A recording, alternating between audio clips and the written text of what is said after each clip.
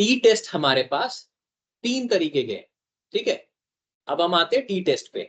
T test के questions आपके पास ज्यादा इंपॉर्टेंट होते हैं, क्योंकि ये थोड़े से लेंदी क्वेश्चंस होते हैं इनमें। आप देखोगे टी टेस्ट के, जेड टेस्ट तो बहुत छोटा सा एक सिंपल फॉर्मूला पे बेस्ड है, और टी टेस्ट पे अगर आप डबल मीन पे जाते हैं, डिफरेंस इन मीन पे जाएंगे, सिंगल मीन है, और सबसे पहले हम देखते हैं t test for single mean. तो जब भी आपको ऐसा सवाल पूछा जाएगा, ये फॉर्मूले t test for single mean मैं आपको दिखाऊंगा क्या क्या होता है अभी। सो एच नॉट जो है हमारा, वो आपका हमेशा इक्वल टू होता है, और आपके पास जो आप देखोगे यहाँ गलती है, ये मैं एडिटेबल नहीं है, ये H1 होना चाहिए था, ये यहाँ एच नॉट लिखा है। सो प्लीज आप लोग कंफ्यूज मत होइएगा। यहाँ पे आप देखिए ये कुछ भी हो सकता है एज अकॉर्डिंग टू क्वेश्चन। आपका एन जो है सैंपल साइज है, एस जो है ये आप सैंपल का स्टैंडर्ड डिविएशन कैलकुलेट करते हो, और आप देखो स्टैंडर्ड डिविएशन आपने कैलकुलेट किया और डिफरेंस निकाल रहे हैं हम यहाँ पे, ये नीचे ये जो डिफरेंस है एक्स बार माइनस म्यू, बेसिकली एक्स बार और म्यू ये आपको डिफरेंस ये सैंपल में गिवन होगा, और आप डिफरेंस निकालोगे, स्टैंडर्ड एरर निकालोगे, स्मॉल एस आपने यहाँ कैलकुलेट किया है अंडर रूट एन, और फिर जो टी का फॉर्मूला होगा difference divided by standard error. Degree of freedom क्या होता है इसमें, n माइनस वन होता है। अगर मान लीजिए आपका 10 सैंपल साइज है तो 10 माइनस वन 9 हो जाएगा उस केस में। आइडेंटिफिकेशन क्या है कि सिंगल मीन वाला है when only one sample is given. जब भी आपको ऐसा होगा, आपको एक सैंपल गिवन होगा और एक्स बार गिवन होगा, म्यू गिवन होगा, standard standard deviation variance value are given, test whether H not और एक्स बार गिवन, ये सारी चीजें आपको गिवन होगी। एग्जांपल आप देखो, for filling out filling each bottle with 175 bottle with 175 tablets of a particular medicine, an automatic machine was installed. From the production, a sample of 9 bottles was taken and the number of tablets found in these bottle are follows. So आप देखोगे कि सिर्फ एक ही sample given है। कितने हैं आपके, 3 3 6 और 3 9, 9 है आपका सैंपल है। डिग्री ऑफ फ्रीडम क्या निकल जाएगा आपका 8। सो आपको ये टेस्ट करना है यहाँ पे। सो अभी आप देखोगे आप कैसे कैलकुलेट करोगे, इन फॉर्मूलाज पे आपके पास एन गिवन है, यहाँ पे आप देखो ये निकाल लोगे आप एक्स एक्स बार। इसका एग्जाम्पल मैं लेता हूं नीचे, तो इस फॉर्मूले पे निकलेगा। मैं डबल मीन वाला एग्जाम्पल करके आपको दिखाता हूँ। अभी हम नीचे आते हैं, टी टेस्ट आप ये भी कर ही देता हूँ, रुको।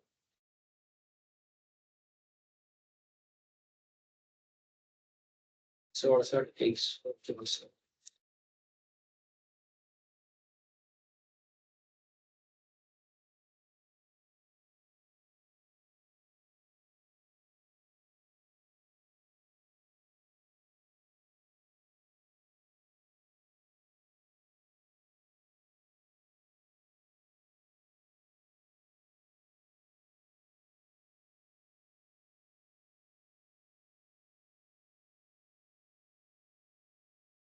सो हमारे पास ये सैंपल गिवन है, हमारे पास एक्स है। अब हमको सबसे पहले क्या निकालना होगा, एक्स बार, ठीक है। तो हमारे पास पहले तो टोटल सम होना चाहिए। सम हमारे पास आ गया 1520। अब हमारे पास मीन क्या आएगा इसका, is equal to this divided by 9। Mean आ गया हमारे पास 168। आप लोग देख पा रहे हैं? Yes sir. Yes sir. ठीक है, अभी आप देखो हमारे पास मीन आ गया। अभी हमको क्या करना है, x माइनस एक्स भी लिख देता हूं मैं, x बार। यहाँ पे डिनोट करने के लिए थोड़ा सा प्रॉब्लम होगा, कोशिश करते हैं।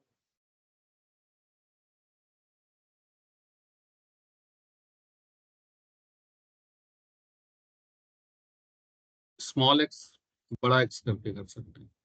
ठीक है, x बार ऐसा मैंने डिनोट कर दिया, ठीक है। अभी मेरे पास क्या है, x माइनस एक्स बार है। तो मैं क्या करूंगा यहाँ पे, जीरो। देखिए, ठीक है, ये माइनस दिस,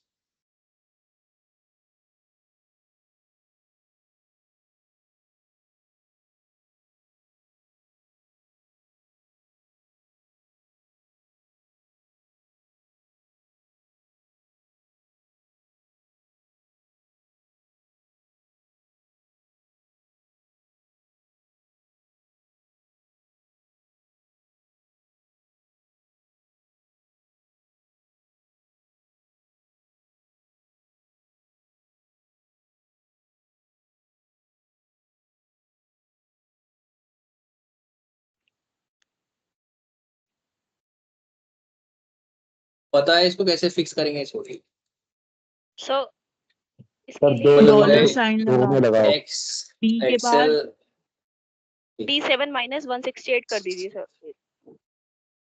सर उसको फिक्स कर सकते हैं आप, सेल सिलेक्ट करके अल्फाबेट के बाद डॉलर लगा दीजिए, दैट विल फिक्स इट। थोड़ा सा टेक्निकली हैंडीकैप हूँ फिलहाल, जाने दीजिए अभी। सो अभी इसको देखते हैं इधर। अभी हमको क्या करना है, हमारे पास फॉर्मूला क्या था आप देखो। फॉर्मूले में हमको सबसे पहले अभी निकालना है, हम अभी कैलकुलेट कर रहे हैं ये, आप देखो स्टैंडर्ड डिविएशन हम लास्ट निकाल वाली रहे हैं, वैल्यू 171 है। लास्ट वाली वैल्यू 171 है, सॉरी 171। सो ये चेंजेस कुछ ऐसे हैं, लोग देख पाएंगे। अभी हमको इसका स्क्वायर निकालना है, तो हमारे पास स्क्वायर निकालने के लिए ये तो 0 हो जाएगा, ये सर x माइनस 16 एक्स है, बार वाली वैल्यू चेंज नहीं हुई। तो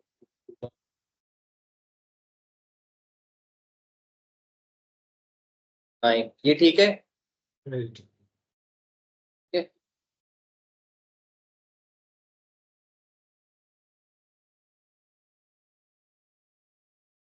इसको मैंने डिनोट कर दिया ऐसे। अभी मेरे पास इसका मैं सम ले सकता हूं, मेरा सम आ गया 39, ठीक है। हमारे पास अभी आप देखोगे ये करेक्ट है, कहीं गलत तो नहीं कर रहा हूं मैं, आप चेक करना एक बार यार, वो प्रॉपर सेटअप होता है, मैं वो नहीं है मेरे पास, तो मैं कर 26 34। ठीक है सर, टोटल ठीक है। ठीक है 39 है। अभी हमारे पास ये ऊपर वाली वैल्यू आ गई, हमारे पास n कितना है, 9 है, तो 39। अभी हमारे पास इसको हम क्या करेंगे, से हमारे पास ये वैल्यू होगी,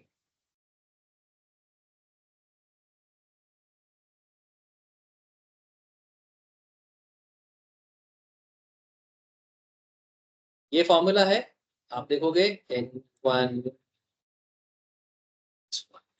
यही फॉर्मूला है एक तरीके से। x1 माइनस यहाँ पे 1 आप हटा सकते हो, आप इग्नोर कर देना। अभी मेरे को अगर कैलकुलेट करना है तो मैं क्या करूंगा, सिंपल है, इसकी वैल्यू 39 है, n हमारा क्या है 9, तो ये कितना हो गया आप देखोगे, ये 8 हो जाएगा।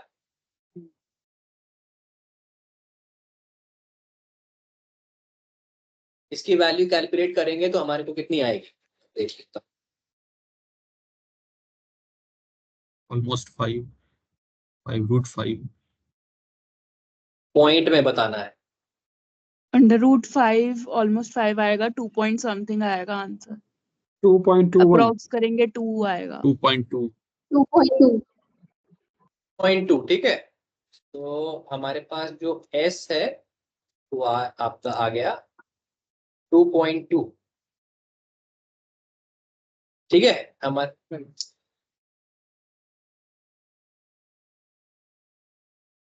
पास s की वैल्यू आ गई कितनी, 2.2।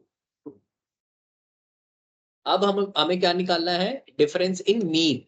अब आप देखोगे डिफरेंस इन मीन, ठीक है। हमारे पास क्वेश्चन में क्या गिवन है,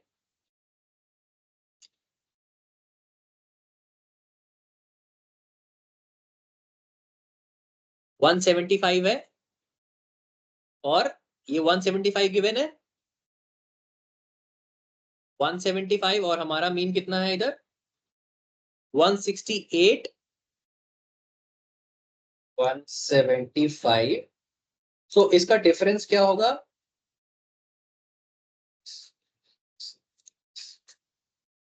ये समथिंग 6.89 है।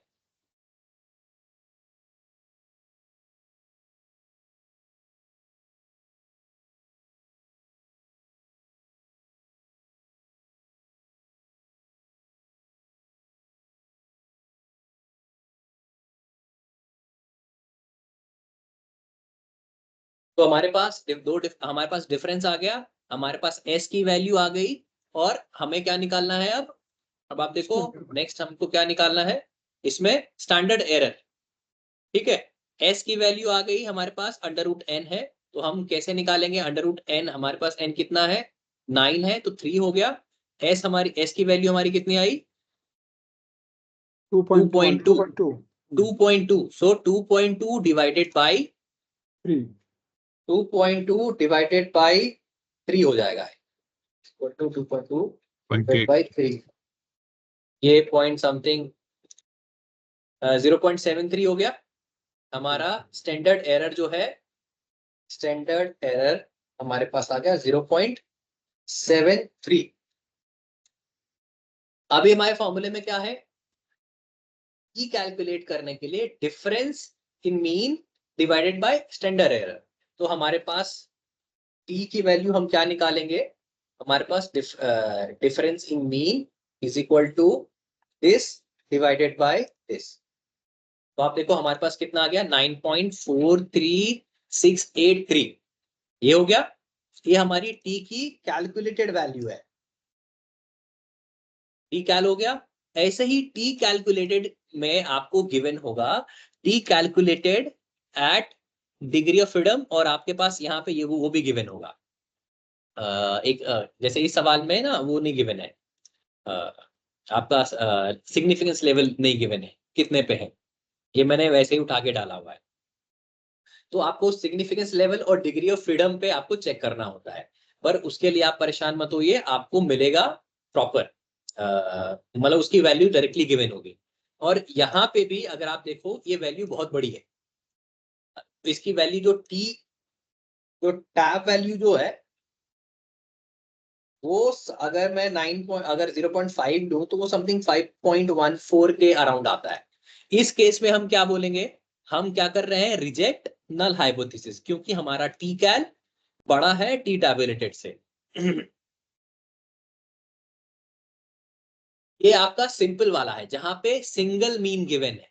अब जो सबसे इंपॉर्टेंट, मैंने क्लास में कम से कम 4 बार कराया है, ये आपको नहीं छोड़ना है। अब इस वाले पेज पे ये और जेड का जो क्वेश्चन है और या फिर अनोवा, ये तीनों में से अनोवा आया तो पूरा 20 नंबर का आएगा और टी और जेड आया तो इनको मिला के आपका 20 नंबर का होगा, क्योंकि इसके चांसेस हाई इसीलिए है लास्ट ईयर आपका वो आया है, नॉन पैरामेट्रिक टेस्ट है। तो आप ये देखो, इसके बाद हम t test for difference between two mean, इसका फॉर्मूला सिंपल है, बहुत ज्यादा नहीं है। N1 N2 है, अलग अलग एवरेज निकलेगा दोनों का, मीन निकलेगा x1 x2 का। आपके पास s का फॉर्मूला थोड़ा सा इलाबोरेटेड है, similar difference in mean. Standard error का फॉर्मूला थोड़ा सा यहाँ डिफरेंट हो जाता है, N1 प्लस N2 है ये। यहाँ पे आप देखो, यहाँ पे मुझसे गलती हुई है, और यहाँ पे x2 माइनस x2 होगा, ये x2 बार। सो यहाँ पे मुझसे गलती हुई है, ये एडिटेबल नहीं है, मैंने ईमेल में भी आप लोगों को बताया था। आपको ये फॉर्मूला अच्छे से याद करना है, इसको बिल्कुल नहीं छोड़ना है। ये सवाल आइडेंटिफिकेशन क्या होगा? When two samples are given, mean, average, average height, average weight, faster than, slower than, less than, more than, ये सारे वर्डिंग्स है आपको आइडेंटिफिकेशन के। लेट्स से ये आपके पास एक गिवन है, एक example, the proportion of nicotine in milligrams of 2 tobacco samples are shown below. So आप जब भी आपको 2 सैंपल दिखेंगे, आपको सबसे पहले तो ये देखना है आप पेयर्ड टी टेस्ट तो नहीं है या फिर डिफरेंस या फिर t test for difference between two mean है। पेयर टी टेस्ट के अंदर में आप हमेशा याद रखोगे, पेयर टी टेस्ट के अंदर में हमेशा ये बराबर वैल्यूज होंगी। अगर 6 सैंपल साइज है तो ये 6 ही होंगे पेयर्ड के अंदर में। लेकिन t test for difference between two mean, independent t test के अंदर में ये बराबर नहीं भी हो सकते हैं और हो भी सकते हैं, तो कंफ्यूज नहीं होना है। अगर वहां पे बराबर आ गया तो कंफ्यूज नहीं होना है उससे, बस आपको चेक करना है कि कौन सा लगेगा। ठीक है, तो अभी आप देखो, the proportion of nicotine in milligrams of 2 tobacco samples are shown below. Sample A जिसमें 24, 27, 26 आपके 5 सैंपल्स है, सैंपल बी में 27, 30 ये आपके सारे सैंपल्स हैं। Can we say that these 2 samples have been drawn from normal population with equal mean. अब यहाँ पे बोल रहे हैं कि क्या ये can we say that 2 samples have been drawn from a normal population with equal mean. तो यहाँ पे यही आपको सबसे पहला हाइपोथेसिस क्या बनेगा कि इसका जो अल्टरनेट हाइपोथेसिस है वो equal mean mu A is equal to mu B and alternate hypothesis क्या बनेगा, mu A is not equal to mu B, क्योंकि यहाँ पे बड़ा ग्रेटर देन और लेस देन की कोई बात नहीं हो रही है। तो आप क्या बनाओगे, पहला म्यू ए क्या बनेगा, सॉरी एच नॉट क्या बनेगा, null hypothesis mu A is equal to mu B, mean of sample 1 is equal to mean of sample B. Similarly alternate hypothesis क्या बनाएंगे हम, H1 mean of sample A is not equal to mean of sample B, क्योंकि यहां हम greater than less than की बात नहीं कर रहे हैं। ठीक है, तो अभी आप दोबारा से देखो, फॉर्मूला ये है हमारे पास, degree of freedom n1 plus n2 minus 2 होता है, और आपका स्टैंडर्ड एरर का formula S 1/n1 plus 1/n2 है, और बाकी वही है टी कैलकुलेटेड निकालने के डिफरेंस, अब difference in mean divided by standard error है। ये मैंने यहाँ पे थोड़ा सा कैलकुलेट करने की कोशिश की है, आप देख पाएंगे। हमारे पास x1 जो है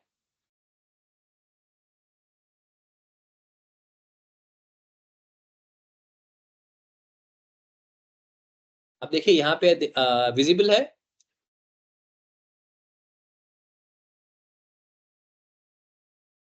अब आप देखो यहाँ पे, हाँ x1 हमारे पास 24/7 ऐसे करके है, x2 है।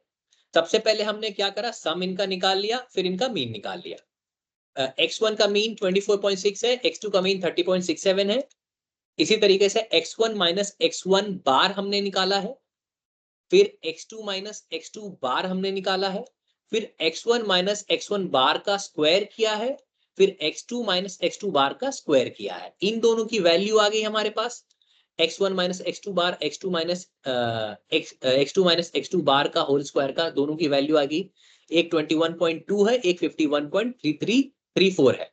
तो इसको हम राउंड ऑफ कर लेते हैं थोड़ा, 51.33 है। सो अभी हमें, हमारे पास फॉर्मूला क्या है, आप देखो s की वैल्यू क्या होगी हमारे पास, अंडर रूट हम ये कहेंगे इन दोनों का सम, तो हमारे पास इनका सम क्या होगा, is equal to this plus this. तो हमारे पास इनका सम क्या है, 72.53, जो हमारे पास ये दोनों वैल्यूज थे। फिर फॉर्मूला क्या है, n1 प्लस n2 माइनस 2, हमारे पास n1 कितना है, ये 1 2 3 4 5, और ये कितना है 6, 6 5 11। तो n इज इक्वल टू हमारे पास जो है सैंपल जो है हमारा वो है 11, 11 ही है ना, 6 5 11, हाँ ठीक है 11। सो डिग्री ऑफ फ्रीडम क्या होगा,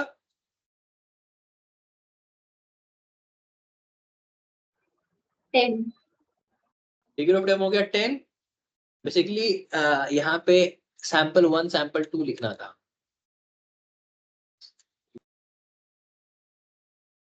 5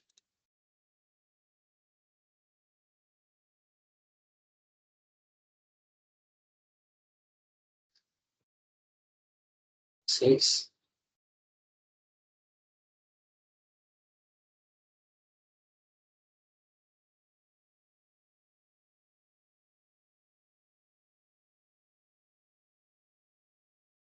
देखिए यहाँ पे हमारे पास 11 है, डिग्री ऑफ फ्रीडम क्या है, n1 प्लस n2 माइनस 1।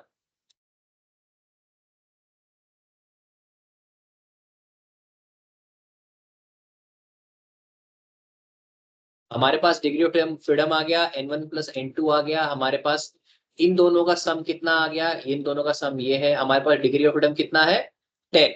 सो ये कितना होगा, 7.253 हो जाएगा अंडर रूट का। अगर मैं s की वैल्यू की बात करूं, s is equal to under root sum of 7 point, आप ये फॉर्मूला क्या है, आप ये देखिए ये फॉर्मूला है। सो अंडर रूट में क्या हो गया सम, 72.53 डिवाइडेड बाई 10 हो जाएगा, तो अंडर रूट 7.253 की वैल्यू क्या आएगी, बता सकता है कोई, 2.69। 2.69। तो आप देखो ये जो फॉर्मूले से हमने कैलकुलेट किया यहाँ पे, इस फॉर्मूले में डाल के इनको सम किया हमने, x1 माइनस x1 बार का whole square plus x2 minus x2 bar का होल स्क्वायर, इनका सम जो था वो 72.53 था, हमारा डिग्री ऑफ फ्रीडम 10 था। सो अगर हम 72.53 डिवाइडेड बाय 10 करेंगे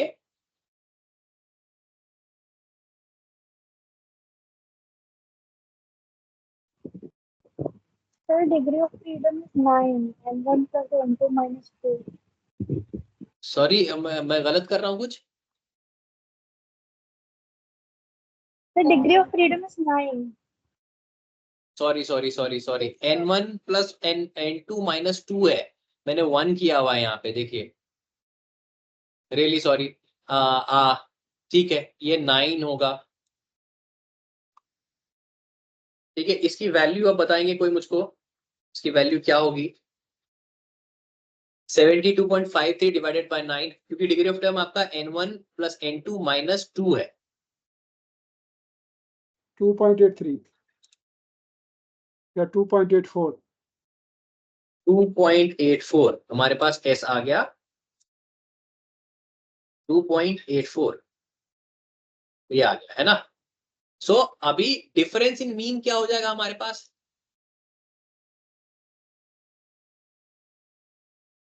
इन दोनों का डिफरेंस क्या है? Is equal to this minus this. अब देखो हमारे पास डिफरेंस इन मीन 6.07 है। अब हमें कैलकुलेट करना है स्टैंडर्ड एरर। स्टैंडर्ड एरर का फॉर्मूला है s इंटू 1 अपॉन में n1 प्लस n2। कोई कैलकुलेट करके बताएगा स्टैंडर्ड एरर हमारे पास कितना है?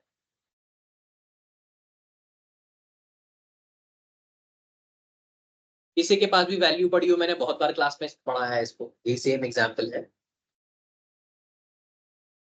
Divided by 9। स्टैंडर्ड एरर की वैल्यू क्या है?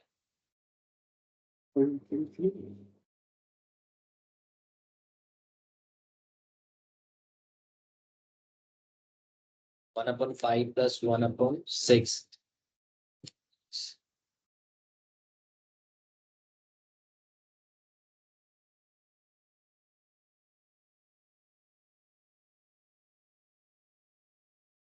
हेलो, स्टैंडर्ड एरर कैलकुलेट किया किसी ने?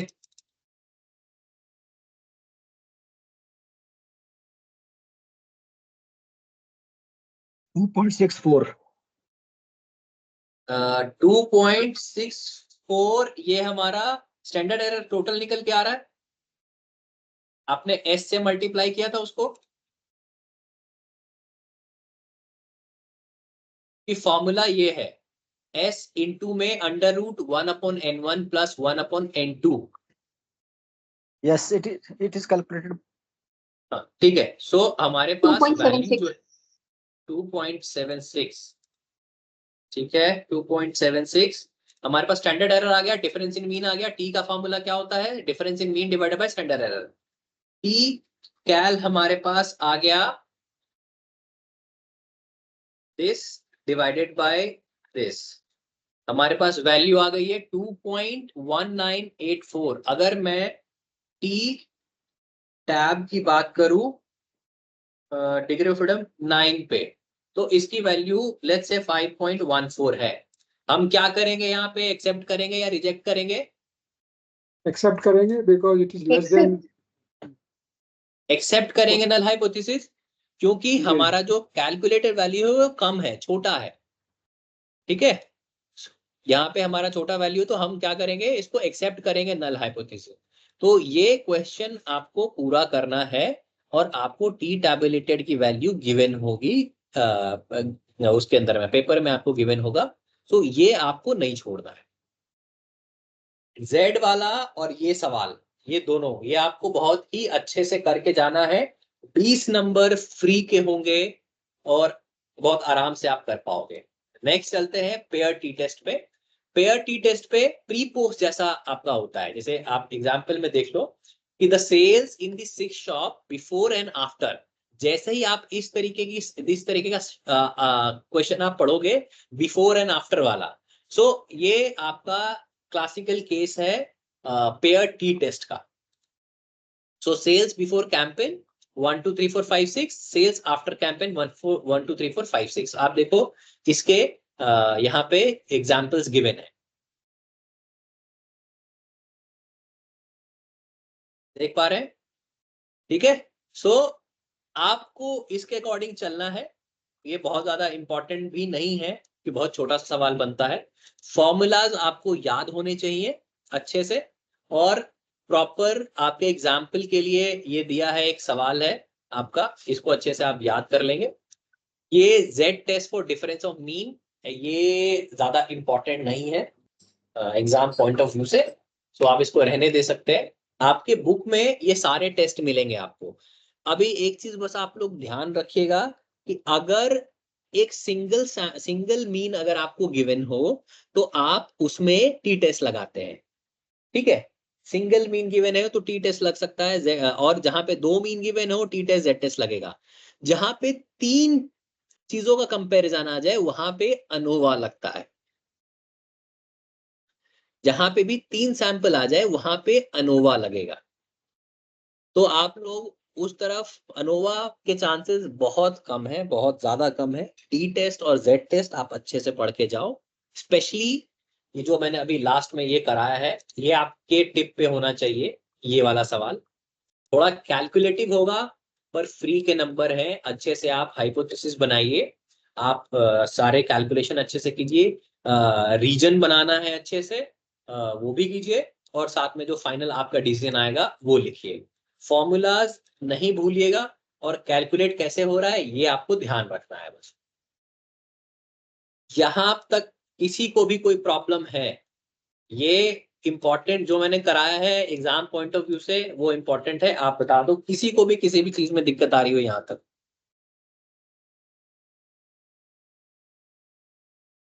चलिए फिर नेक्स्ट चलते हैं।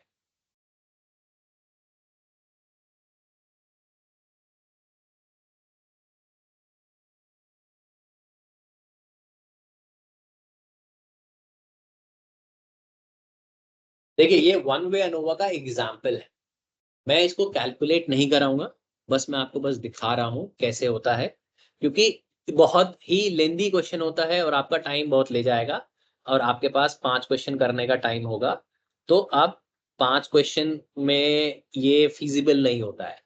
आप देखोगे school A, school B, school C, 3 का डेटा गिवन है टू एक्सेस, क्वेश्चन क्या है, to assess the significance of possible variation in performance in a certain test between the school of a city. A common test was given to a number of students taken at random from class 12th of the 3 schools concerned. The result given below. आपका school ये आपको given है, make the analysis of variance for the given data. ये 2 tables बनते हैं, ये फिलहाल exam point of view से इंपॉर्टेंट नहीं है, तो आप इसको छोड़ सकते हो, ठीक है। अब मैं 2 चीजें आपको बताऊंगा जो कि बहुत ही इंपॉर्टेंट है, उसको आप देखो।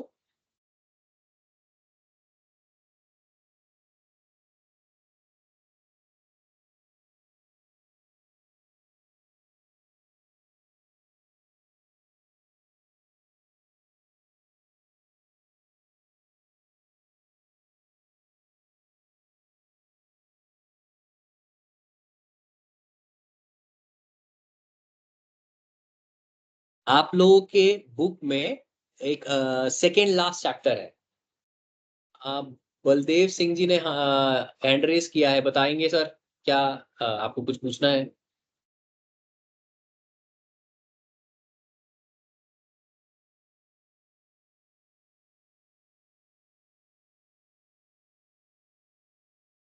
Sorry, it is by mistake, sir.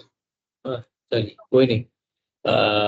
Second last chapter में आपके पास एक रिपोर्ट राइटिंग का कोई है, ठीक है। तो रिपोर्ट राइटिंग में आपको क्या क्या आना चाहिए, रिपोर्ट राइटिंग का एक पीपीटी है पूरा, सो मैं आपको वो सेंड कर दूंगा। वो सीधे 12.5 नंबर का क्वेश्चन बनता है, और उस 12.5 नंबर के क्वेश्चन में आपको फुल फ्लेज्ड फॉर्मेट देना पड़ेगा आपके रिपोर्ट राइटिंग का। तो मैं एक बार आपको दिखा देता हूँ पीपीटी में क्या क्या चीजें होती हैं, और तो मैंने क्लास में बहुत ही आसान तरीके से करवाया था, भी ध्यान नहीं है।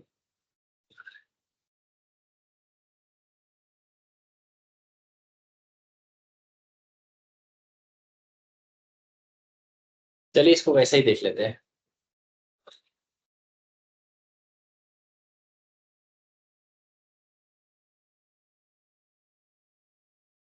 आपको मैं अभी एक सैंपल दिखाता हूँ।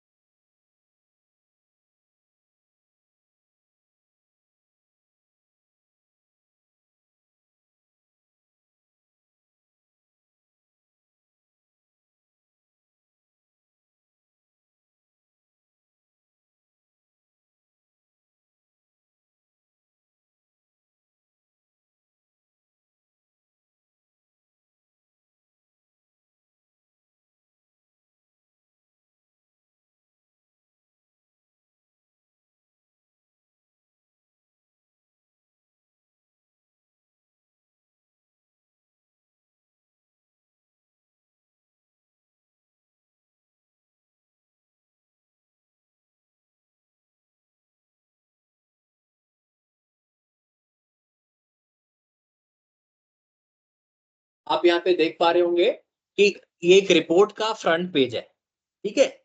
आप जैसे रिपोर्ट अगर लिखते हैं तो एक रिपोर्ट के अंदर में सबसे पहले क्या मिलता है आपको? सबसे पहले आपको कवर पेज मिलेगा। कवर पेज में क्या होगा? पर्टिकुलर टाइटल होगा, उस टाइटल का फिर आपके पास टाइटल होगा, उस ईयर होगा, फिर आपके पास कुछ फोटोग्राफ्स हो सकते हैं, जैसे यहाँ पे लोगोज हैं, फोटोग्राफ्स हैं। आप देखोगे कि किस इंस्टीट्यूशन ने लिखा है, आपको बेसिक इंफॉर्मेशन आपके फ्रंट पेज पे मिलेगी। तो सबसे पहले हमारे पास क्या आता है? Cover page. फिर हम क्या स्टार्ट करते हैं? Table of contents. आप देखेंगे क्या क्या चीजें लिखी हुई हैं टेबल ऑफ कंटेंट्स में। आप देखो कैसे कैसे पूरा चैप्टर बना है। फिर लिस्ट ऑफ टेबल्स आता है, फिर लिस्ट ऑफ फिगर्स आते हैं आपके। एक्नॉलेजमेंट आप छोड़ सकते हो, खैर। फिर आपका आता है एब्स्ट्रैक्ट या फिर प्रीफेस या फिर एग्जीक्यूटिव समरी। एग्जीक्यूटिव समरी में बेसिकली आपको क्या करना होता है? आपका पूरा जो कुछ स्ट्रेंथ एंड वीकनेसेस और जो पूरा समराइज करना है आपको, आपके पूरी रिपोर्ट को। इसके बाद से आपका चैप्टर इंट्रोडक्शन स्टार्ट होता है। सो बेसिकली ये मैंने बस आपको दिखाया है, एक रिपोर्ट है मेरी, तो उस रिपोर्ट को मैंने बस एज ए एग्जाम्पल आपको दिखाया है कि ये कैसे होता है। सो अभी हम देखेंगे सबसे पहला हमारे पास स्टेप क्या था कि कवर पेज।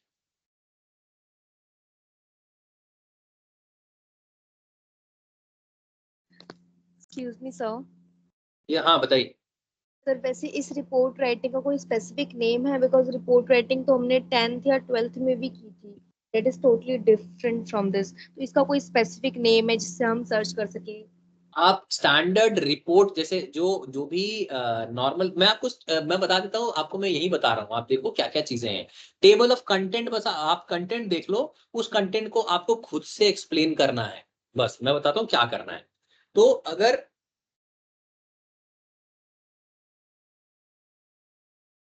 सबसे पहले हमारे पास क्या होगा? कवर पेज, ठीक है। कवर पेज के बाद हमारे पास क्या है? Table of content, list of figures and tables. इसके बाद हमारे पास आता है एब्स्ट्रैक्ट ऑब्लिक एग्जीक्यूटिव समरी। इसके बाद हम क्या करेंगे? इंट्रोडक्शन। सो आप देखो ये टेबल ऑफ कंटेंट, तो सबसे पहले हमारा आ गया कवर पेज, फिर है table of content, list of figures and tables, abstract. फिर आएगा एब्स्ट्रैक्ट, आपका 250 से 300 वर्ड का होता है, एग्जीक्यूटिव समरी थोड़ा लेंदी होता है, तो आपको ये डिफरेंस पता होना चाहिए। इंट्रोडक्शन, आपको बेसिकली इन चीजों को डिफाइन करते हुए चलना है। इंट्रोडक्शन में आप क्या लिखोगे? बैकग्राउंड, एम, स्कोप,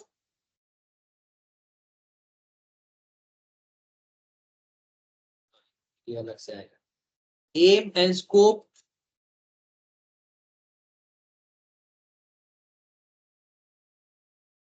ठीक है। इसके बाद इंट्रोडक्शन के बाद हम क्या करेंगे? Objectives. Introduction, sorry introduction objective नहीं,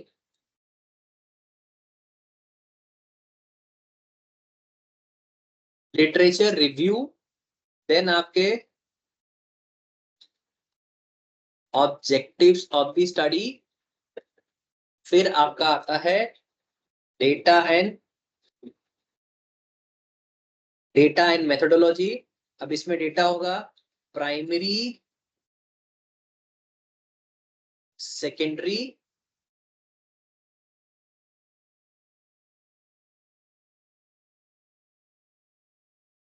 हो सकता है। फिर आप क्या करेंगे? मेथोडोलॉजी में क्या लग सकता है? हो सकता है टी टेस्ट हो सकता है जेड टेस्ट हो, या फिर अनोवा। यही 3 टेस्ट आपने पढ़े हैं। या फिर आपके नॉन पैरामेट्रिक टेस्ट हो सकते हैं। यही होगा डेटा एंड मेथड्स में। फिर आपका कंटेंट आता है एनालिसिस। एनालिसिस में बेसिकली आप टेबल्स, चार्ट्स,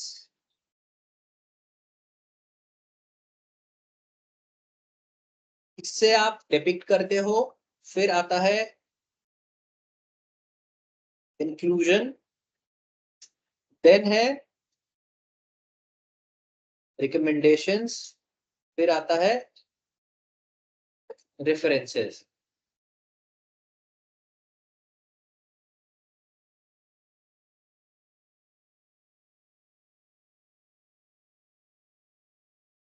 आपको बस ये सारे पॉइंट्स याद रखने हैं, इसी को अच्छे से आपको एक्सप्लेन करना है, नथिंग एल्स। आपने रिपोर्ट राइटिंग के इस फॉर्मेट को ठीक से एक्सप्लेन कर दिया। अच्छे आप जैसे कवर पेज है, एक हाइपोथेटिकल सिचुएशन लेके आप कोई भी एक टाइटल डाल दो, आपका एग्जाम का ही टाइटल डाल दो, कुछ भी टाइटल डाल दो, एक कवर पेज बनाया। अब जैसे आपको दिखाया ना कि एक टाइटल आपने डाला है, फिर उस टाइटल के अंदर में किसने रिपोर्ट लिखा है, किस इंस्टीट्यूशन का है, डेट क्या है, ये सारी चीजें होनी चाहिए। आपने टाइटल बना के टेबल ऑफ कंटेंट पे कंटेंट थोड़ा सा डिजाइन बना के आपने टेबल ऑफ कंटेंट कैसे बनता है, चैप्टर 1, चैप्टर 2, चैप्टर 3, फिर list of figure, list of tables कैसे है, फिर एब्स्ट्रैक्ट बेसिकली होता क्या है उसके बारे में आपको लिखना है। एब्स्ट्रैक्ट आपने डिफाइन कर दिया, एग्जीक्यूटिव समरी होता क्या है उसके बारे में थोड़ा सा आपने डिफाइन कर दिया। इंट्रोडक्शन के अंदर में बैकग्राउंड है, aim and scope of the study है, उसको थोड़ा सा आपने एक्सप्लेन कर दिया। फिर लिटरेचर रिव्यू किस लिए है, लिटरेचर रिव्यू बेसिकली आपका होता है रिसर्च गैप निकालने के लिए होता है, उसको आपने थोड़ा सा एक्सप्लेन किया। ऑब्जेक्टिव ऑफ द स्टडी लिखा आपने। फिर डेटा एंड मेथड्स है, डेटा कौन सा डेटा होगा, प्राइमरी टाइप ऑफ डेटा आप यूज कर रहे हो, secondary type of data sources use कर रहे हो, उसको एक्सप्लेन करो आप। यहाँ पे एक हाइपोथेटिकल सिचुएशन लिख के पूरा का पूरा आपको रिपोर्ट राइटिंग आपको समझाना है, इससे ज्यादा और कुछ नहीं है। ठीक है, तो रिपोर्ट राइटिंग में सर, अगर आया, हाँ जी बताइए। टॉपिक गिवन होगा ना हमें? नहीं, टॉपिक गिवन नहीं होगा, आप कुछ भी सोच लो। तो सिंपल आप क्वेश्चन अपने में क्वेश्चन कैसे फॉर्म होगा सर? आप क्वेश्चन बता सकते हैं? देखो, आप अपने एग्जाम का ही ले लो, आप एग्जाम का ही डाल देना टाइटल में, SOL examination marketing sir, research question में पेपर। क्या होगा? Question will be only right a report. हाँ, पूरा आपको एक्सप्लेन करना है, रिपोर्ट राइटिंग टाइप से आपका वो आपको पूरा एक्सप्लेन करना रहेगा। कि आपको बोलेंगे कि demonstrate report writing format with an example, ऐसे करके कुछ होगा। आपके जो लास्ट के 2 चैप्टर्स है ना, रिपोर्ट राइटिंग और एप्लीकेशंस ऑफ मार्केटिंग रिसर्च, दोनों में से कोई एक सवाल आएगा दोनों में से, क्योंकि वो दोनों ही मतलब ज्यादा वेटेज नहीं रखते हैं। सो आपको ध्यान देना पड़ेगा, या तो रिपोर्ट राइटिंग आया तो ये सारे पॉइंट्स आपको याद होने चाहिए, और ये पॉइंट्स भी बहुत ज्यादा नहीं है, आप फ्री के नंबर है, आपको बस मेमोराइज करना है कि लिस्ट कैसे करना है। फिर आपको याद होगा अभी लास्ट, हाँ जी सर, हाँ बट बताइए। अगर टॉपिक मेंशन होगा तो ये पॉइंट तो वेरी कर जाएंगे। आप ये फ्लेक्सिबल है, ये तो मैंने अभी याद से लिख दिए, ये चीजें फ्लेक्सिबल है, जरूरी नहीं है कि यही होना चाहिए। ये आपने बोला कवर पेज में डेट आएगी, पर वो तो डेट ऑफ पब्लिकेशन हुआ ना सर, कब पब्लिश हुई। कवर पेज में तो फाइनेंशियल ईयर मेंशन होगा, जैसे आपने अपने रिपोर्ट दिखाई अपनी हेल्थ डेट, वाली, सॉरी तो उसमें टॉप मैंने गलत उसमें बोला, आप फाइनेंशियल ईयर मेंशन करना, डेट मंथ मेंशन करना। उस रिपोर्ट में जो मैंने आपको शेयर की उसमें डेट नहीं थी, ईयर मेंशन था, है ना। वो ईयर सो मेंशन होता है ना सर, जिस ईयर में हाँ फाइनेंशियल ईयर हाँ में वो पब्लिश हुई। हाँ, बिल्कुल बिल्कुल बिल्कुल, जनरल डेट होता ही नहीं है, ईयर मेंशन होता है। सो ईयर आप वो मेंशन होता मेंशन है ना। कीजिए, हाँ मेंशन कीजिए, टाइटल लिखिए, आप ईयर मेंशन कीजिए, फिर रिपोर्ट बाई कौन, मतलब किसने रिपोर्ट लिखा है, फिर आपका जो नीचे एक पर्टिकुलर एड्रेस होना चाहिए, आप किस इंस्टीट्यूशन से है वो सर आप ऐसे, हाँ सर कवर पेज में जो पार्टिसिपेशन ऐड हुए मतलब जिसने पार्टिसिपेट किया वो उसी में ऐड होगा, या लास्ट में दिखाना पड़ेगा रेफरेंस से पहले? नहीं नहीं नहीं नहीं नहीं, वो फ्रंट पेज पे डालो, आप रिपोर्ट नहीं बना रहे हो, आपको रिपोर्ट का फॉर्मेट वहां पे बताना है। अच्छा। सर आपको वन बस वो थिंग, हाँ ये list of figure and table है, उसमें इससे पहले एक रिपोर्ट में एक चीज और होती है गवर्नमेंट में, जैसे आपने दिखाया कि लिस्ट एक्नॉलेजमेंट्स ऑफ होता है, abbreviation, list of list of, abbreviation, report में एब्रीवेशन सर कहाँ यूज हुआ है। देखिए ये बिल्कुल आपके ऊपर है, ठीक है, आप इसको और इम्प्रोवाइज कर सकते हो। देखो आप जैसे ही कवर पेज के बाद आप जाओगे, एब्रीविएशन मिलेगा, एक्नॉलेजमेंट मिलेगा, फिर जैसे गवर्नमेंट रिपोर्ट की मैं बात करूंगा उसमें फिर मैसेज होता है by MD, by director. Ministry to ministry sir vary करती है ना रिपोर्ट, इसलिए बोल रहा हूँ। हाँ बिल्कुल बिल्कुल, ये आपको पूरी छूट है।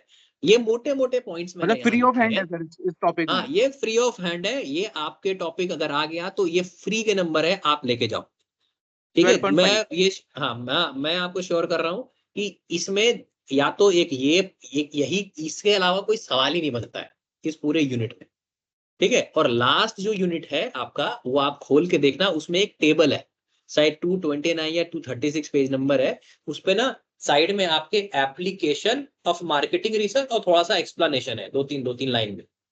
तो दोनों में से सिर्फ आपको कोई एक ही सवाल आएगा, क्योंकि ये जो चैप्टर्स है इनमें बिल्कुल भी दम नहीं है, ठीक है। तो सर आप रिपोर्ट में हाँ, ये भी तो पूछ सकता है ना कि इंडियन कंटेक्स्ट में लिखना है या फॉरेन कंटेक्स्ट में, अगर टॉपिक दे देता हूँ। टॉपिक नहीं मिलेगा, ठीक है। अच्छा टॉपिक नहीं आपको होगा।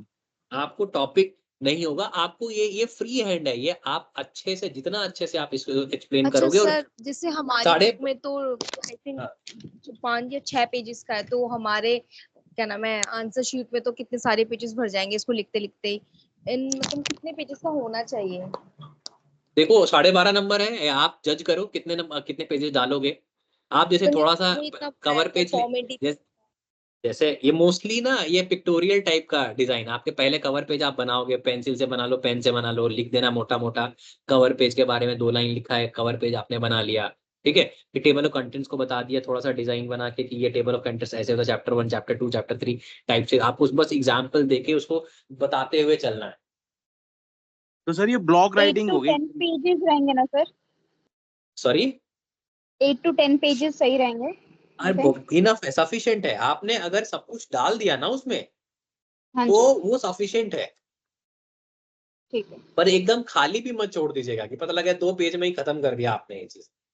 तो 12.5 नंबर का अगर आ रहा है तो 12.5 नंबर लिखने लायक भी होना चाहिए ना,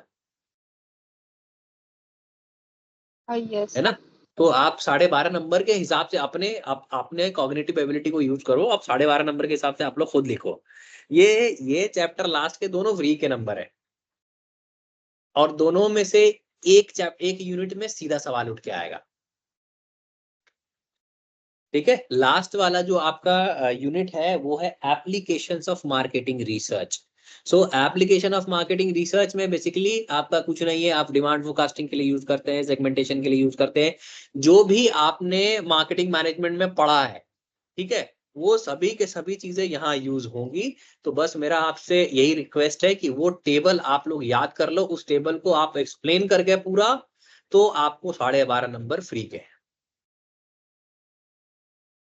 आपके टेक्स्ट बुक में जो SOL की टेक्स्ट बुक है आपके मार्केटिंग रिसर्च की, वो टेबल को आप अच्छे से प्रैक्टिस कर लेना, इसके अलावा कोई पेपर ही नहीं आएगा उसमें से, कोई क्वेश्चन ही नहीं बनता है application of page marketing number research. बता देंगे। आप देखो 226 या 236 ऐसे कुछ होगा, या 229 लास्ट चैप्टर है यार, देखो उस पे आपका पूरा टेबल बना हुआ है एप्लीकेशन ऑफ 26 मार्केट, 226 ठीक है। 227 2 पेज। हाँ तो 2 पेज में आप देखिए, उसमें ना आपको दिख जाएगा क्या क्या एप्लीकेशंस है।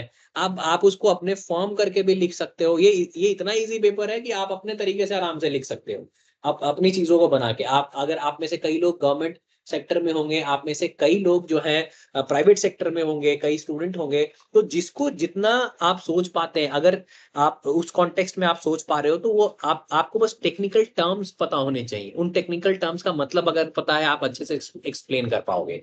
सो ये लास्ट के 2 चैप्टर ये पढ़ाने के लिए नहीं है, बेसिकली ये आप वैसे भी देख के जाओगे तो काम हो जाएगा, ठीक है। तो अभी मैं दोबारा से आपको कुछ टॉपिक्स बता रहा हूँ जो आज मैंने आपको कराया है। देखिए आई एम रियली सॉरी, मैं ऑनलाइन नहीं पढ़ाता हूँ, बट ये हाँ बताइए। Sir previous year question paper करा देंगे स्टार्टिंग का फर्स्ट और सेकंड क्वेश्चन। फर्स्ट और सेकंड क्वेश्चन, फर्स्ट क्वेश्चन आपका वो देखिए Mann and Whitney U test है यस सर। है ना? तो आपको मैं सर अभी उसमें सर जेड कैसे यूज होगा?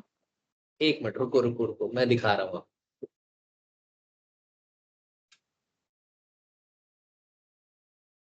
Man and Whitney U test है ना? Mann and Whitney U test का ही क्वेश्चन है ना वो? हाँ जी सर, पर उस Yes, sir. Last year paper में जेड इससे पूछा हुआ है। हाँ, क्योंकि जेड डिस्ट्रीब्यूशन फॉलो होता है। देखिए यहाँ पे आप देखो एग्जाम्पल है, with the help of man Whitney U test find the significant difference exist between the scores of treatment A and treatment B। ऐसे ही आपका 2 सैंपल साइज उसमें गिवन, देख पा रहे होंगे? हाँ जी सर। ठीक है, तो देखिए जी इसको सर। कैलकुलेट कैसे करते हैं, ठीक है, आप वो देखिए। ये स्टेप्स है, generate the hypothesis, arrange data, assign rank, determine the sum of rank sample, calculate U test, take the smaller, ऐसे। अब तो देखते हैं इसके स्टेप्स हैं वो कैसे होगा। सबसे पहले null hypothesis, there is a no significant difference। हाँ जी सर बोलिए। सिर्फ जो लास्ट में पूछा हुआ है कि सिग्निफिकेंस 0 पॉइंट समथिंग, मतलब जेड की वैल्यू से यूज करना है। हाँ, वो सिग्निफिकेंस आप वही है ना, बड़ा छोटा जो वैल्यू आएगा ना, मैं वही बता रहा हूँ भाई, आप एक बार देखिए ये सवाल नहीं सर, देखिए। स्टेप्स तो ये सिंपल क्वेश्चन है, स्टेप्स और फॉर्मूला लगाना है इसमें। हाँ बस ये जो स्टेप्स और फॉर्मूला है ना, आप देखो नीचे मैंने फिर यहाँ उसमें यहाँ पे सब लास्ट कुछ किया। में लोअर वैल्यू से काउंट करके फिर लास्ट में कमेंट पास करना है। हाँ बस बस यही करना है। बट और देखिए यहाँ हाँ पे सर, देखेंगे आप। But previous year question paper में सिग्निफिकेंस जेड की वैल्यू दे रखा था, वो मेरे पास प्रैक्टिस के लिए क्वेश्चन नहीं है, तो वो पूछना है बस। ठीक है ठीक है, आपको आप मेरे को ईमेल करो, और उस क्वेश्चन को ना, मेरा भी टाइम हो रहा है 8 बजे का, मैं आपको वो सर आप प्रॉपर व्हाट्सएप नंबर दे क्वेश्चन देते या तो।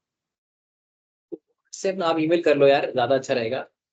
सर ईमेल का कोई टीचर जवाब नहीं देता, अरे मैं ऑनेस्टली देता हूँ भाई, स्पीकिंग। आप टीचर बोलते तो हैं कि डाउट पूछ लीजिए, पर रिप्लाई कोई नहीं करता। आप ईमेल करो, मैं नहीं करूंगा फिर आप कहना। अब सर ठीक है, नंबर तो होगा नहीं, तो फिर मेल पे आप जवाब ही नहीं देंगे तो। आप रजत मैम को कंप्लेन कर सकते हो मेरी, और बताओ। सर कंप्लेन करने के लिए टाइम नहीं है इतना। खैर चलिए, आप मेरे को वो क्वेश्चन सर एक बार ईमेल तो बता सेंड दीजिए, करेंगे। सॉरी, मेल तो बता दीजिए। अच्छा एक मिनट, आप मुझे ये बताइए, आप मेरे को क्वेश्चन एक बार रुको, मैं चेक करता हूँ मेरे पास क्वेश्चन है कि नहीं है। उस क्वेश्चन में आपको डाउट क्या है, एक बार बताएंगे मुझको?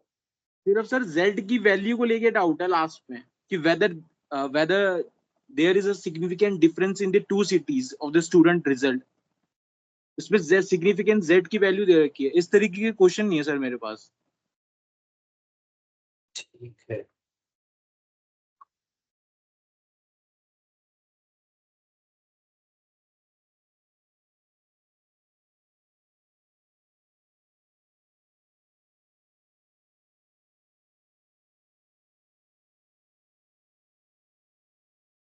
आप ये शेयर कर पाएंगे? मेरे पास क्वेश्चन पेपर है नहीं प्रीवियस ईयर का अभी। आप शेयर कर पाओगे या फिर मैसेज में पिंग कर पाओगे? सर अभी तो सर ऑफिस में हो, ये अलाउड ही नहीं है फोन से इस तरीके से करना। अच्छा, आप आप ईमेल आप आईडी दे दीजिए, मैं जब फ्री होऊंगा तो आपको भेज दूंगा। आप ईमेल लिखो, आप मेरे को यहाँ पिंग करना, ये लिखो यहीं पे, मैं यहीं लिख देता हूँ। मैं शेयर कर देता हूँ टेस्ट कर रहे हो तो। हेलो, हेलो, सर भेज रहा है, मैं 2 मिनट। हाँ आप मेरे को सेंड कीजिए, अभी अभी सेंड कीजिए। एक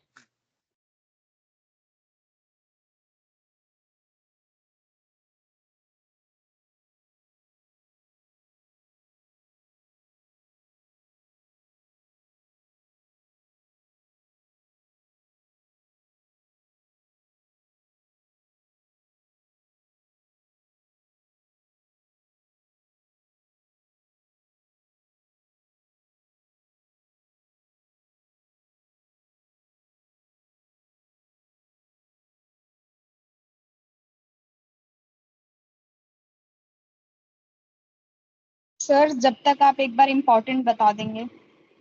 ठीक है, आप लोग लिख लो, मैं बता रहा हूँ जो भी मैंने आज आपको बताया है ना, जो भी जिस भी पीपीटी में, इससे सफिशिएंट आप क्या ही पढ़ोगे, यही पीपीटी पढ़ लेना, इनसफिशिएंट होगा। आपको सबसे पहले जो मैंने क्वेश्चनर दिखाया था, ठीक है, क्वेश्चनर, वो क्वेश्चनर आप ध्यान रखना, वो क्वेश्चनर बहुत ही इंपॉर्टेंट है। उसमें किस तरीके से आपको डेमोग्राफिक प्रोफाइल में क्या क्या रखना है, डेमोग्राफिक प्रोफाइल के अलावा जो भी आप क्वेश्चन डालोगे अपने, जो भी आपको क्वेश्चन गिवन, मतलब जो भी केस स्टडी आपको गिवन होगा, उसमें case study in the sense कि जो भी सिचुएशन आपको गिवन होगी उसमें, उसके अकॉर्डिंग आपको क्वेश्चनर फ्रेम करना होगा। ठीक है, तो ये भी आपका पूरा 12.5 नंबर का होगा। तो जब जैसे ही 12.5 नंबर का आएगा तो आप ये याद रखो कि 15 क्वेश्चन, 12 से 15 क्वेश्चन सोच के विद स्केल, डिफरेंट टाइप के स्केल्स को यूज करते हुए आपको लगाना है, उसमें बनाना है, एक्सेप्ट डेमोग्राफिक शेयर कर प्रोफाइल। दिया है। ठीक है मैंने शेयर किया है सर फर्स्ट पे। सर, आया नहीं है अभी।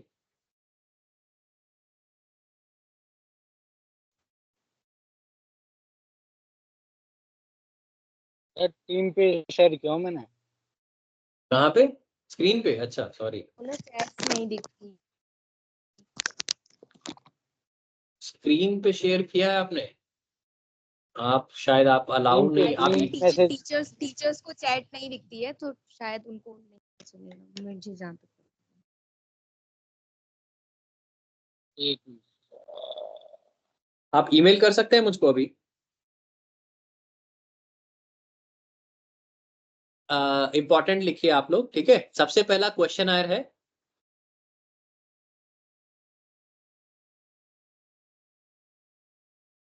क्वेश्चन आयर के बाद अब आप देखोगे रिसर्च प्रोसेस। रिसर्च प्रोसेस जो 6 स्टेप्स हैं आपके, बेसिकली रिसर्च प्रोसेस को आप अच्छे से सारे टर्म्स आप याद कर लेना। वो रिसर्च प्रोसेस के बेस पे आपका वो होता है, एग्जाम्पल जैसे आपके प्रीवियस ईयर क्वेश्चन पेपर में भी मैंने देखा है, वो आपको ऐसे मिलेगा कि आप सिचुएशन बेस्ड होगा। अगर आपको सिचुएशन दिया गया है तो रिसर्च प्रोसेस सारे सर स्टेप्स आपका आपको मेल बताने आईडी क्या पड़ते। है? सॉरी मेल आईडी क्या है सर? मेल सर, ये आईडी आपका क्या है? नीचे मैंने लिखा हुआ है, ये देखिए। सर भेज दिया, एक बार चेक कर लेंगे।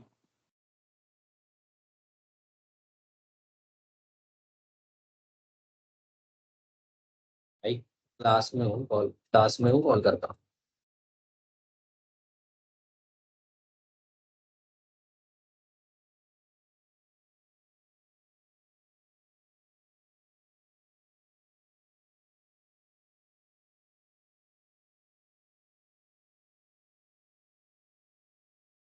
हाँ, आप किस पे कंफ्यूज हो रहे थे सर, बताएंगे?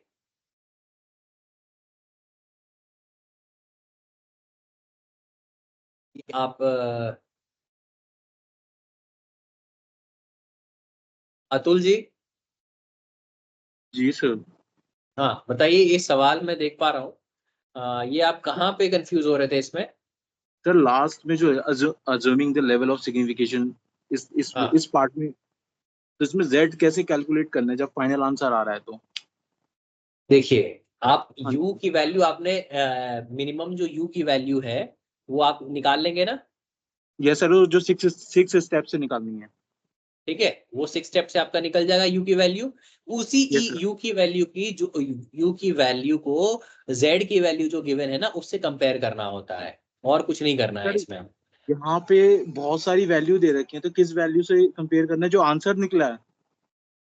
हाँ, जो आपका आंसर आया है ना, अब एक मिनट रुकिए, ये है 0.1, 0.1, 0. अब आप देखो यहाँ पे कंफ्यूज करने के लिए आपको अलग अलग वैल्यूज गिवन है। अब आप मेरे को बताओ, आपको अज्यूम लेवल ऑफ सिग्निफिकेंस कितना गिवन है? 0.001। 0.1 की वैल्यू यहाँ पे क्या है? 20 है, यस सर।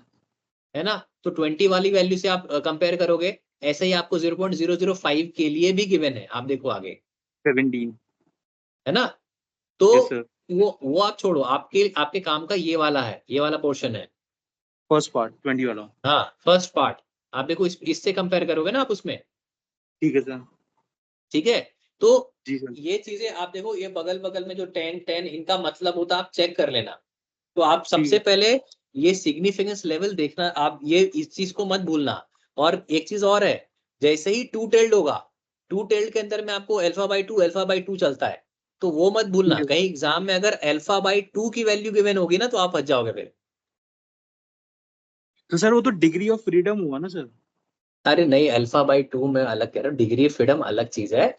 लेट्स से कि अगर आपको वो बोल रहे हैं कि वहां पे 0.05 सिग्निफिकेंस लेवल पे नॉट इक्वल टू वाला साइन चल रहा है, ठीक है, और आपको बोल दिया एक्सप्लेन करने के लिए, और एक्सप्लेन करने के लिए अगर आपको बोल दिया कि आप बताइए, या फिर आपको टेबल दे दी गई, टेबल से आप फिर 0.025 की वैल्यू आपको चेक करनी पड़ेगी।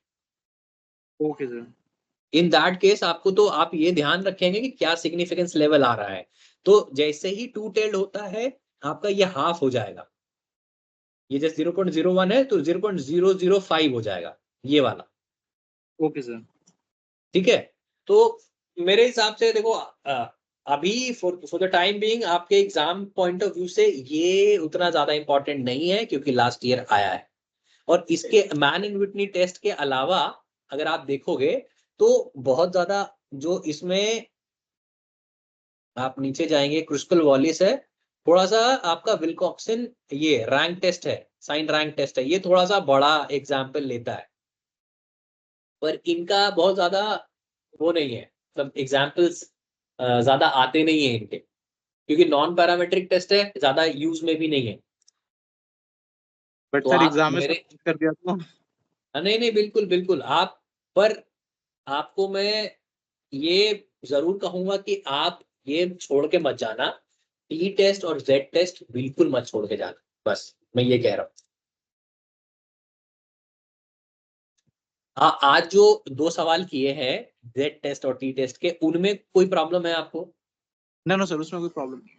वो है ना, तो आप हाँ। उसको बहुत अच्छे से ध्यान रखिए, वो सवाल बहुत इंपॉर्टेंट है। ठीक है सर। अभी मैं सर अभी ये पार्ट बी है शॉर्ट सर, ये इंटरप्रेट कर देंगे सर। पार्ट बी,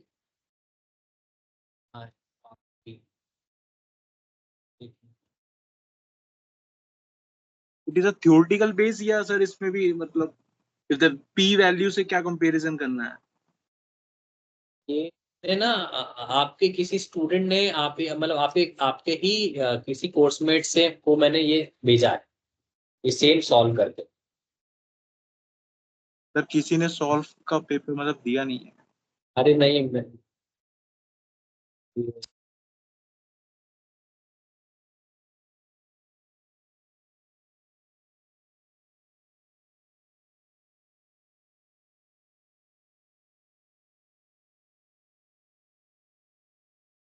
इसके चार्जर नहीं है सर, वो क्वेश्चन पेपर तो पूरा सॉल्यूशन के साथ है ही अवेलेबल सर। आप इम्पोर्टेंट बता रहे थे, उसको कंटिन्यू कर दीजिए। ठीक है। आप एक बार इम्पोर्टेंट आप देख लो, ठीक है। अब जैसे कि सबसे पहले आपका ना एक और सर ये लास्ट सवाल आता है, था मुझे एक सर, आपने जो ये प्रोसेस का बताया और फॉर्मेशन का, दोनों सेम ही है ना? बुक में 2 अलग अलग टॉपिक्स हैं and most of the point same ही है, बट इसमें 7 पॉइंट है और प्रोसेस में 6 ही पॉइंट है, और कुछ थोड़ा सा माइनर सा डिफरेंस। देखो है 6 ही पॉइंट, ठीक है। आप देखोगे जो मैंने पीपीटी पहला वाला भेजा है ना आपको, जो सबसे पहली पीपीटी आपको मिली होगी, पहली या दूसरी पीपीटी है, उसके अंदर में जो प्रोसेस है ना, उसमें पहले दूसरा जो स्टेप है ना, उसको इलाबोरेटेड है वो थोड़ा सा, वो सब एक ही में है।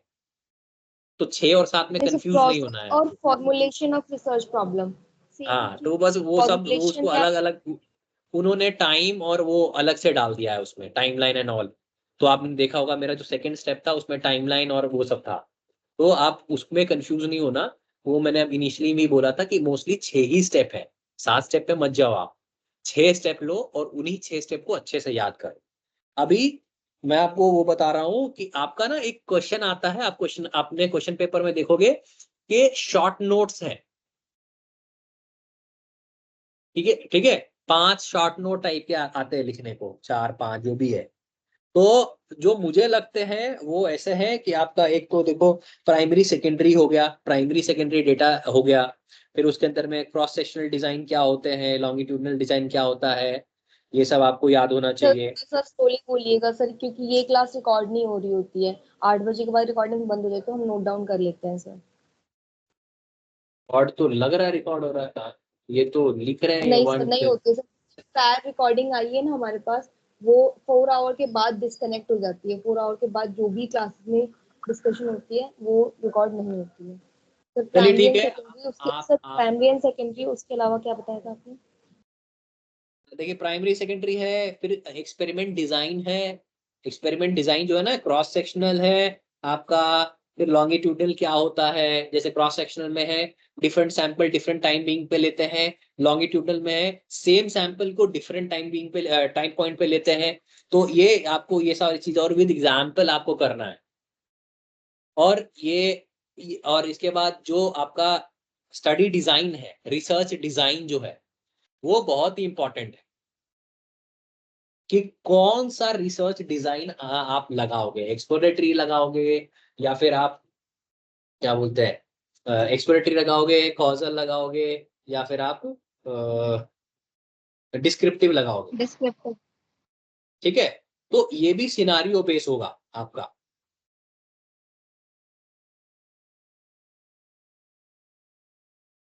इसको भी आप अच्छे से याद रखोगे कि कहाँ लगाना है। साथ में मेजरमेंट स्केल, मेजरमेंट स्केल आप बहुत ही इंपॉर्टेंट है। ये आपके लगभग 3 क्वेश्चन में आएगा, जहां क्वेश्चन आयर बनाओगे वहां आएगा और फुल फ्लेज्ड इंडिपेंडेंट भी लिखने को आ सकता है।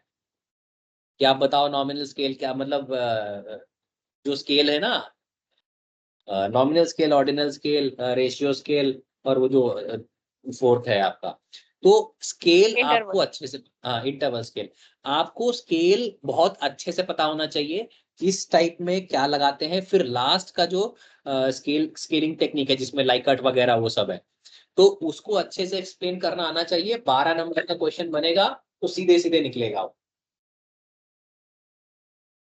तो आप इस चीज को मत छोड़ना। स्केलिंग हो गया, फिर आपका एक सवाल आता है क्वालिटेटिव स्टडी का।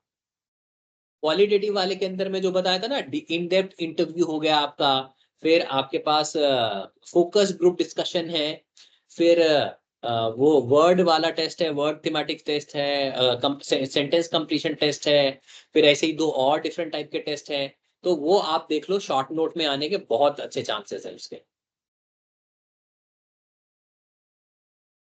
और शॉर्ट नोट में आप ये भी कर सकते हो कि जैसे पैरामेट्रिक नॉन पैरामेट्रिक टेस्ट, जब पैरामेट्रिक टेस्ट और नॉन पैरामेट्रिक टेस्ट शायद लास्ट ईयर भी पूछा था, बट अच्छा सवाल है, पूछ सकते हैं। और जब भी इस टाइप के क्वेश्चन आएंगे तो आपको पैरामेट्रिक कौन कौन से टेस्ट आप लोगों के सिलेबस में है वो लिखना पड़ेगा, इन दोनों का डिफरेंस क्या होता है वो लिखना पड़ेगा। मतलब 2-3 पेज में आपको अच्छे से लिखना पड़ेगा नॉन पैरामेट्रिक नॉन पैरामेट्रिक। फिर टाइप 1 एरर, टाइप 2 एरर आपको पता होना चाहिए, मैंने अभी बताया है। टाइप 1 एरर, टाइप 2 एरर को अच्छे से एक्सप्लेन करेंगे। फिर जो रिसर्च डिजाइन है ना, क्वालिटेटिव सॉरी रिसर्च डिजाइन मैंने भी बताया आपको। फिर रैंडम एरर, सिस्टमैटिक एरर क्या है, रैंडम एरर और सिस्टमैटिक एरर में डिफरेंस, शॉर्ट नोट, ये भी मैं शॉर्ट नोट के टर्म्स बता रहा हूँ आपको। फिर एक फुल फ्लेज क्वेश्चन बनता है आपका, जो मैं प्रीवियस ईयर एफएमएस, ये मैं आपको प्रीवियस ईयर एफएमएस के क्वेश्चन आयर से बता रहा हूँ जो इंपॉर्टेंट है। जो आपका क्वेश्चन बनता है वो बनता है, हेलो हाँ कुछ बोल रहे थे आप लोग? Sir faculty of management study के क्वेश्चन भी ट्राई करने की जरूरत है? नहीं, करने की जरूरत नहीं है, मैं बस आपको बता रहा हूँ मोटे मोटे टॉपिक्स हैं, उसके अलावा मत जाओ। आप लोग कुछ मत करो, आप लोग एक्स्ट्रा टाइम आपके जो मेन सब्जेक्ट है उन पे लगाओ। ये सब्जेक्ट ऐसा है जिसपे आपको बहुत ज्यादा टाइम लगाने की जरूरत नहीं है, कॉमन चीजें हैं, आप इसको अच्छे से कर पाओगे। अगर आपको और अच्छा मार्क्स उठाना है तो फिर आप देख लो इसको, बहुत ज्यादा मेहनत करने की जरूरत नहीं है। आप आप अननेसेसरी एफएमएस के पेपर्स को आप घूम के आप पढ़ोगे करोगे, कोई फायदा होगा नहीं उससे, क्योंकि उसमें भी यही चीजें हैं जो, क्योंकि आपका सर पूरा आता तो एक सिलेबस भी क्वेश्चन नहीं है उसमें से, क्या क्वेश्चन में से कुछ आता तो है नहीं सर। अरे यार क्वेश्चन अब एग्जैक्टली दे देंगे तो क्वेश्चन पेपर का मतलब ही क्या होगा, है ना? मतलब तो एक दो पेपर में ही आया था सर एग्जैक्ट क्वेश्चन। आपने एफएमएस का ट्राई किया है कभी? सर फर्स्ट सेम में किया था, सेकंड सेम में भी किया नहीं है। ठीक है चलो, वो अब एग्जैक्टली तो बनाएंगे नहीं क्योंकि लेवल थोड़ा सा ऊपर होगा उसका, और इसका नहीं लेवल सर, इतना ज्यादा नहीं। दो सब्जेक्ट में आया था एक डिट्टो, मतलब 24 नंबर के तो था, 24 से हाँ 30। तो देखो, सिलेबस एग्जैक्टली सेम है और कम ही किया गया है आप लोगों का। तो आप लोग उस चीज पे मत जाओ, आप लोग बस ये ध्यान दो कि जो अभी मैंने आपको बताए हैं, ठीक है, उनको आप अच्छे से कर लो। सफिशिएंट है, 90% स्कोर के लिए सफिशिएंट है। मेजर चीजें वही है, बस आपको कैसे उसको रिप्रेजेंट करोगे एग्जाम में, कैसे लिखोगे, वो आपको देखना है। अब आप नेक्स्ट है आपका सैम्पलिंग। सैम्पलिंग जितने भी पैरामेट्रिक नॉन पैरामेट्रिक है उसको आपको अच्छे से पढ़ना है। इंडिपेंडेंट क्वेश्चन आएगा। जनरली क्या होता है, अगर आप लोग एमएससी स्टूडेंट होते तो इस हर एक सैम्पलिंग पे क्वेश्चंस होते हैं।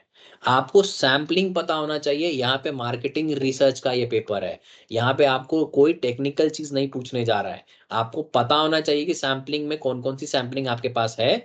सिस्टमैटिक रैंडम सैम्पलिंग है, रैंडम सैम्पलिंग है, फिर आपके पास स्ट्रैटिफाइड रैंडम सैम्पलिंग है, फिर क्लस्टर रैंडम सैम्पलिंग है, मल्टी लेवल रैंडम सैम्पलिंग है। ये आपके उसमें प्रोबेबिलिटी वाले में नॉन प्रोबेबिलिटी कोटा है, कन्वीनियंस है, जजमेंटल है, और एक आपका स्नोबॉलिंग है। ये चार चार आपके वहाँ है। तो ये उधर के 5 6 और इधर के 4 आपको अच्छे से पता होने चाहिए। इसमें डिफरेंस क्या है, और इसको अच्छे से डिफाइन करना आना चाहिए, छोटा छोटा एग्जाम्पल देके। बस आपको इतना करेंगे, आपको पूरे नंबर मिलेंगे। तो यहाँ पे आपसे कोई टेक्निकल चीज नहीं पूछने जा रहा, आपसे कोई सैंपल साइज कैलकुलेट नहीं करवाएगा। और ये इस लेवल पे सैंपल साइज कैलकुलेशन भी नहीं करा जाता है, उसके लिए फुल फ्लेज्ड क्वेश्चन होता है। तो आप वो सब आप अभी रहने दो। आप आप मोटा मोटा जो पीपीटी में डिजाइन है वो आप अच्छे से पढ़ लेना कि इसका मतलब क्या है, इसको कैसे डिफाइन कर रहे हैं एग्जैक्टली। शेयर कर दीजिए आप। हेलो, अभी आप लोगों ने क्या क्या लिखा है ये बताइए।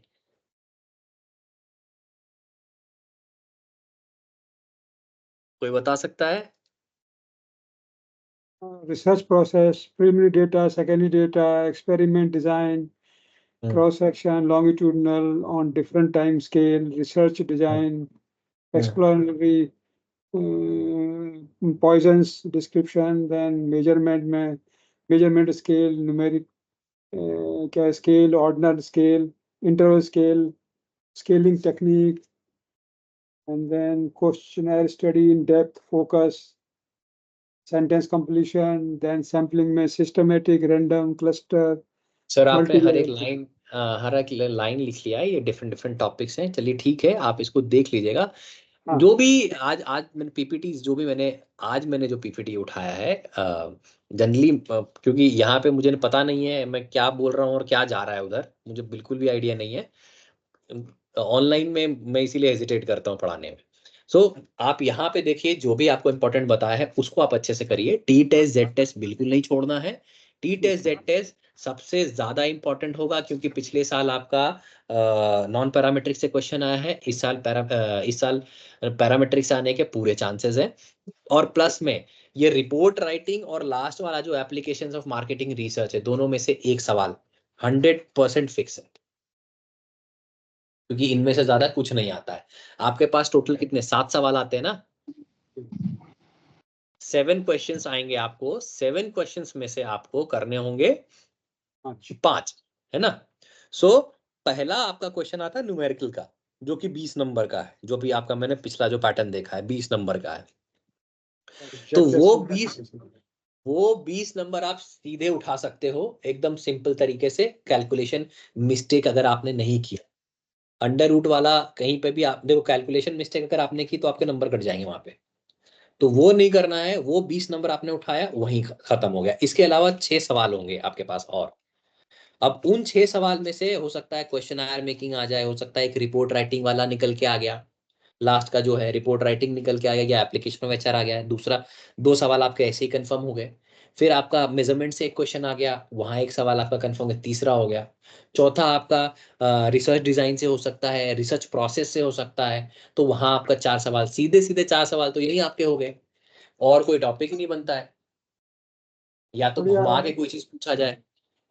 इसमें है ना पेपर में टाइम भी अधिक मिल रहा है, 4 दिन मिले हैं, 6 दिन, 6 दिन है, 6 या 5 6 दिन, अच्छा टाइम है। ये एक्चुअली न्यूमेरिकल पेपर के लिए होता तो ज्यादा अच्छा रहता, इतना गैप टाइम का। चलिए अच्छा है, आप लोग इसको कीजिए, और all the best. Thank I you. Hope आप लोग अच्छा करेंगे। और कब है आपका पेपर ये मार्केटिंग रिसर्च का? 20 जून, 20 जून। 20 जून, सर चलिए ठीक। हाँ ये बताइए। हाइपोथेसिस में से सिर्फ न्यूमेरिकल आएंगे ना? हाँ, हाइपोथेसिस में सिर्फ न्यूमेरिकल आएंगे, और आपको कुछ भी नहीं करने को आएगा। पर जब भी हाइपोथेसिस का क्वेश्चन आएगा तो सबसे पहले आपको हाइपोथेसिस फॉर्म करना है, उसके बाद वो रीजन बना के दिखाना है, लेफ्ट राइट टेल है, लेफ्ट टेल्ड है या टू टेल्ड है, ठीक है। उसके बाद प्रॉपर आपको सारे स्टेप्स बताने हैं, और लास्ट में एक्सेप्ट या रिजेक्ट वो भी बताना है। तो ये सारे स्टेप जब तक आप करोगे नहीं, आपको पूरे नंबर, एक भी स्टेप्स आपने खा लिए, आपके 1 नंबर कट जाएंगे, 1 या 2 नंबर। एक बार दोबारा स्टेप्स बताएंगे सर? सबसे पहला स्टेप क्या होता है? सबसे पहले आप हाइपोथेसिस क्रिएट करोगे, ठीक है। फिर वो एक्सेप्टेंस रीजन बनाओगे कि लेफ्ट टेल्ड है, टू टेल्ड है, या फिर राइट टेल्ड है। वो ऐसे आप कर्व कर्व जो बनाते हैं ना, डिस्ट्रीब्यूशन जो जेड डिस्ट्रीब्यूशन वाला जो कर्व है, लेफ्ट है राइट है, वो रीजन प्लॉट करते हो जो, वो आप बना लो। मैं एक बार फिर से दिखा भी देता हूँ क्या आपको बनाने के लिए मैं बोल रहा हूँ।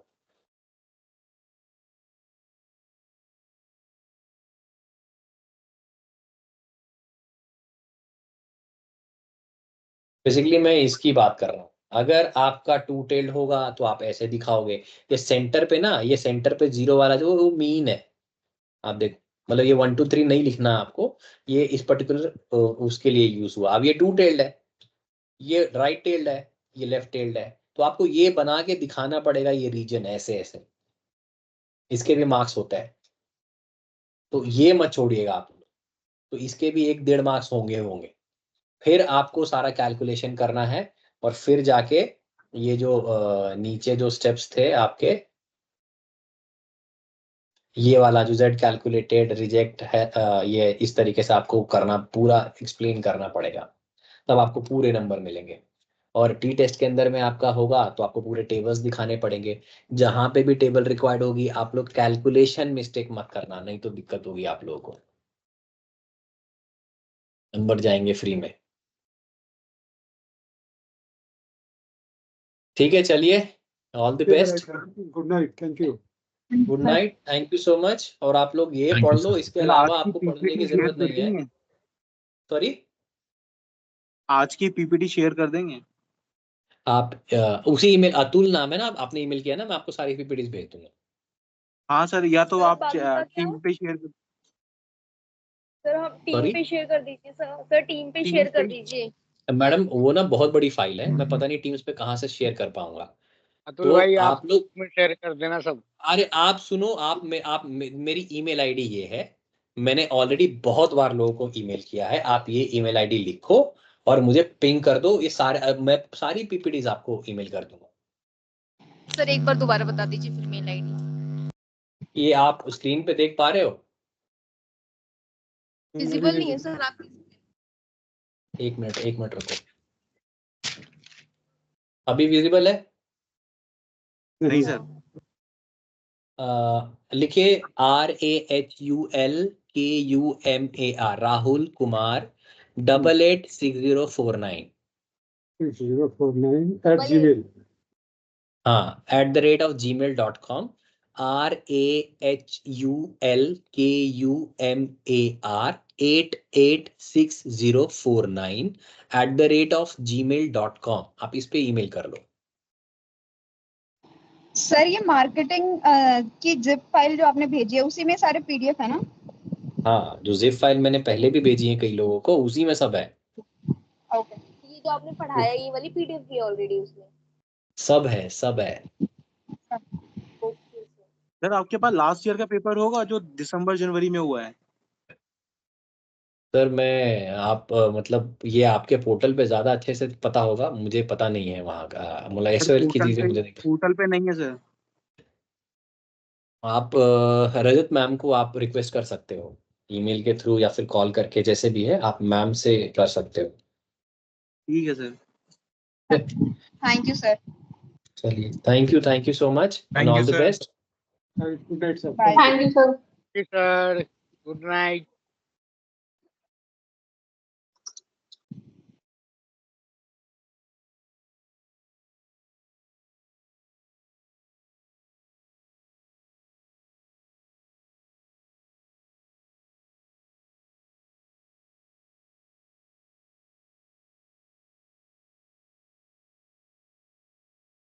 किसी के पास पीपीटी आए तो ग्रुप में शेयर कर देना प्लीज।